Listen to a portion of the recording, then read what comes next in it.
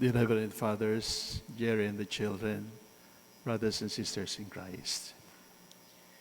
He was born on October 4, and his parents baptized him Francisco. Our usual association with Francisco is the man of peace from Assisi. But even the man of peace from Assisi was named Francisco because he was most likely engaged in trade. And in those days, Francesco referred to Frenchmen. Frank. Frank means France, and Frank means a Frenchman. And because France was a colonizer, only Franks were called free men. Only Franks, only Francescos were called free. All the others were slaves. So he was born and he was given the name Francisco. And for all of us, he was Frank. He was Tito ng Bayan. He was brother ng Bayan. Brother Frank, Tito Frank, for practically the whole universe, even outside the Philippines. But he was Francisco for all of us because first and foremost, he was a free man. His hands were free, his heart was free, his mind was also free in terms of thinking for the Lord. And from that sense of freedom, freedom from attachments, freedom from the ambitions of this world, he served the church and his family so well. Where did that freedom come from? It is the Lord. Behold, the Lord sets all of us free, and in Christ we are all free. It was that sense of freedom that pushed him to leave Philippines, go to many nations, proclaiming Christ, to be missionaries for the Lord, to be sharers and livers of the message of Christ. And we celebrate today that great freedom, that great man who was called Frank, Frenchman, free man for all of us. But from the river of that freedom, Frank was also, like the man of Assisi, a man of peace. Only free men can be people of peace. Why? Because by our freedom from the attraction of selfishness and greed and pride and arrogance, we can truly be peacemakers.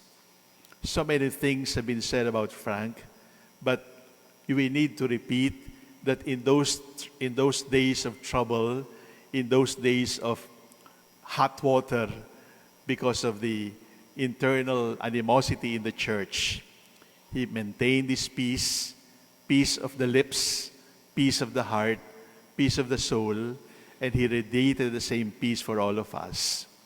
Like the man of Assisi, who defined peace as right relationship, that it is not just the absence of trouble, it is not just the absence of war, but in terms of right relationships, not wishing anyone harm, not saying a bad word or a lie or an arrogant word against anyone. He was truly, as Francis of Assisi was, a man of peace. So, from being the free man that he was at the day of his baptism, to becoming a man of peace, in spite of the troubles and the accusations and the innuendos and the gossips and intrigues thrown against him, he showed himself to be focused on the Lord, only in the Lord, and always in the Lord.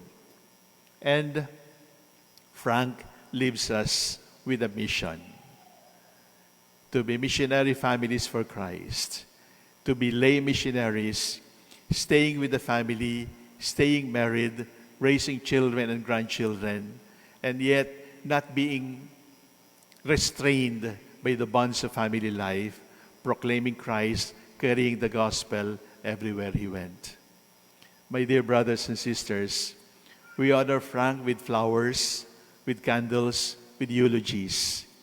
But we honor Frank first and foremost by living up to the mission that the Lord has entrusted to him.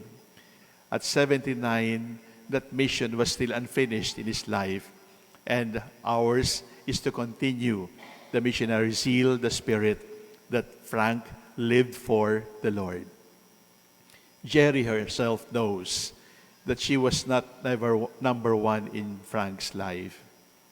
And she has resigned to that fact that God first and the church first, and then Jerry came with the children and the grandchildren. He taught us that. It is God first. It is the church first.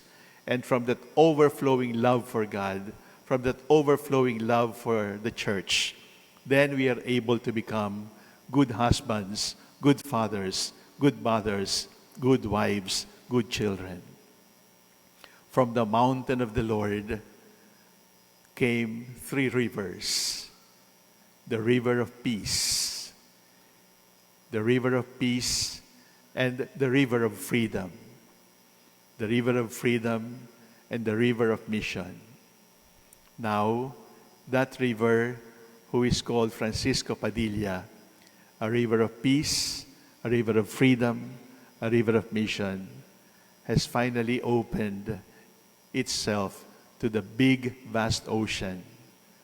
There is no more river. There is only the vast ocean, the ocean of eternity, the ocean which is life everlasting. All rivers end up in the ocean, and that ocean is life everlasting, heaven, living with God forever. And in that ocean where Frank has found himself, freedom is everlasting. There are no more slaves. In that ocean where Frank has found himself, there is only peace. There are no more threats to peace. In that ocean that the river Frank has flown into, mission has found its fulfillment. There are no more missionaries in heaven, because the fulfillment of all mission is heaven, and it is a conclusion without end. Frank, we can only say thank you. Thank you for showing us true freedom according to your name. Thank you for living up to peace according to the man of Assisi. Thank you for setting our hearts on fire for the renewal of the church as missionaries in consecrated life by baptism. Frank, thank you. We know you have joined the vast ocean of life everlasting. The peace that you live for, the freedom that you enjoyed, the mission fire that you ignited in our hearts, all find their fulfillment in the heart of the Lord. Rest well, Frank. We are proud that in our